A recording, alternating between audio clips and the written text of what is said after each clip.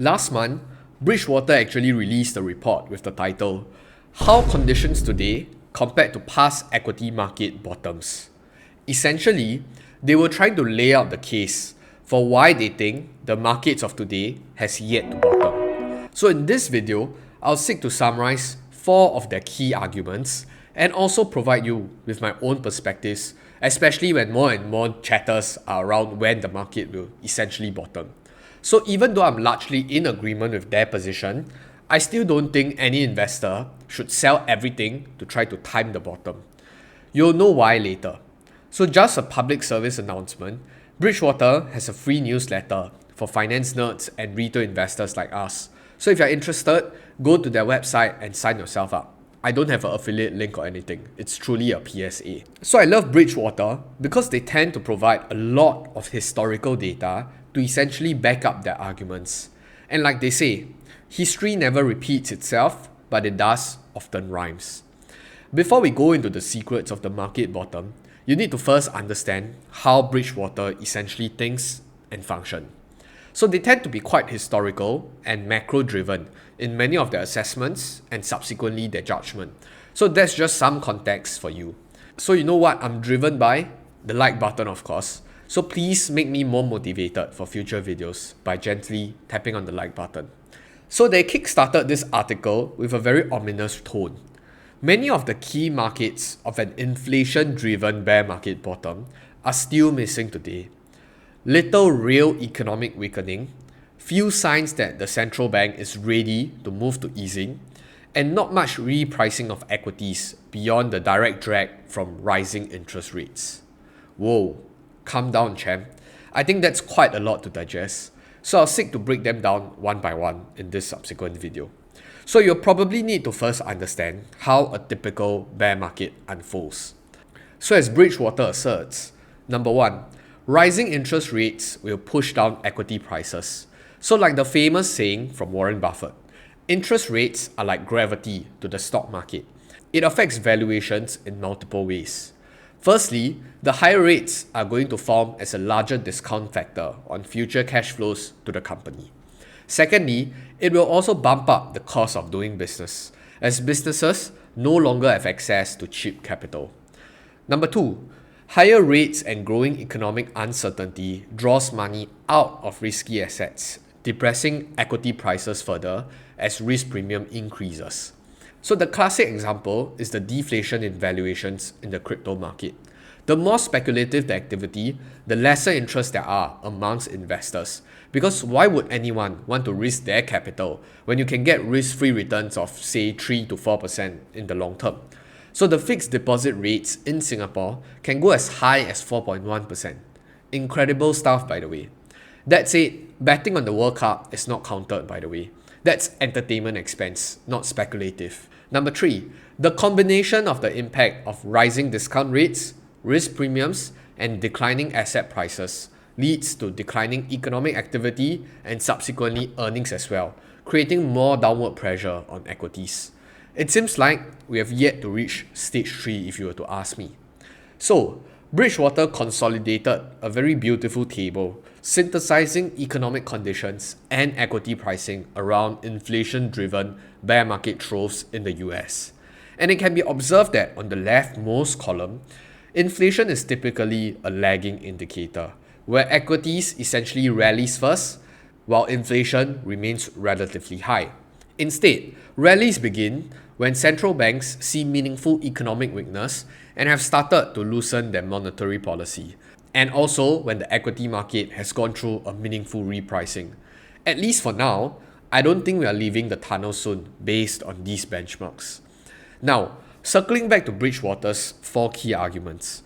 The first argument revolves around a need for a period of a weak growth to signal a level of market bottoming out. So if you're to judge from the last 7 cycles, it seems like there was only one exception in 1984, where the economy was growing modestly above potential but turning down fast. At current conditions, we are actually coming off a period of very strong growth that was catalyzed by the pandemic, and now we are right around 0%, where the economy is expanding as per expected based on its potential.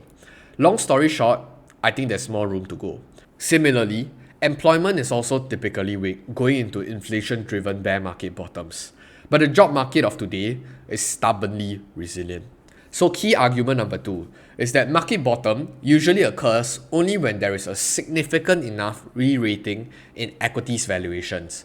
And by re-rating, they mean more to the downside, of course, because cheaper current valuations mean that there is a higher expected return in the future in order to attract investors to take on risk again. So based on their research, there is still some way to go before we attract risk capital back into the stock market again.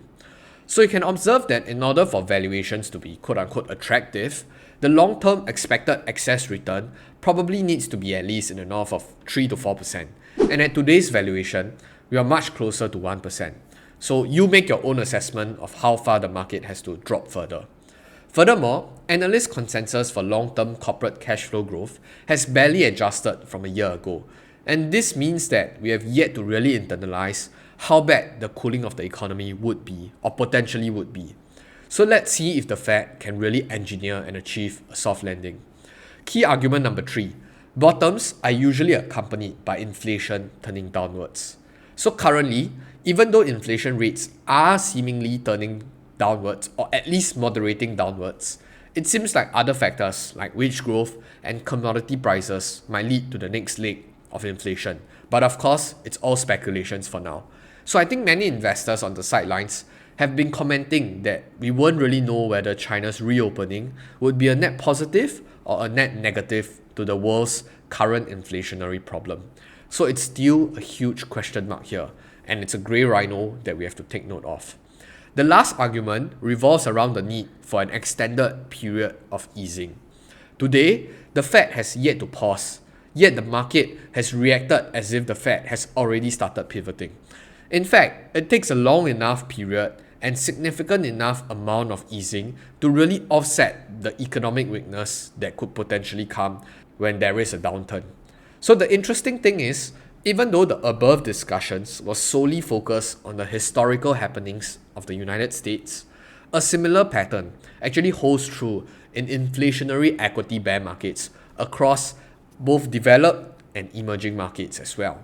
So you can observe from this table, judging on the basis of the 4 key criteria that Bridgewater used, they tend to reflect similar consensus.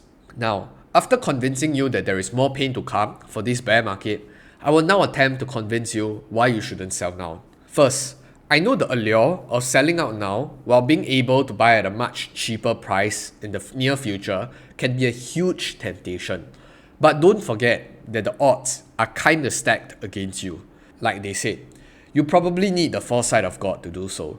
Not only do you need to exit out at a relatively good timing, assuming that the market will keep falling after your exit, you need to also closely monitor the market and be sensitive to the day-to-day movements so that you can time your entry when it's near the bottom too. So that means that you have to be right twice, both on the exit and subsequently the re-entry. Secondly, if you're to analyze the factors put forth by Bridgewater, not every bear market is the same, and not every factors are fulfilled before the market actually bottoms. So how do you know this time is the same? And what if this is the exception? Does the benefit of catching the bottom outweighs the risk of missing the rally? I don't know. That's a question that you have to answer on your own. Thirdly, for those of you who are stock picking, your stocks might behave differently from the general index that was being analyzed in this specific report. And in my previous video, I talked about Pinduoduo significantly outperforming the S&P 500 on a year-to-date basis. So they had a delta of around 70%. So don't be under the assumption that just because the index can continue going down means that every stock in the market will continue to go down alongside. So make the individual assessment yourself, and I'll see you in the next video. But more importantly, I will finally see you on the moon. Goodbye.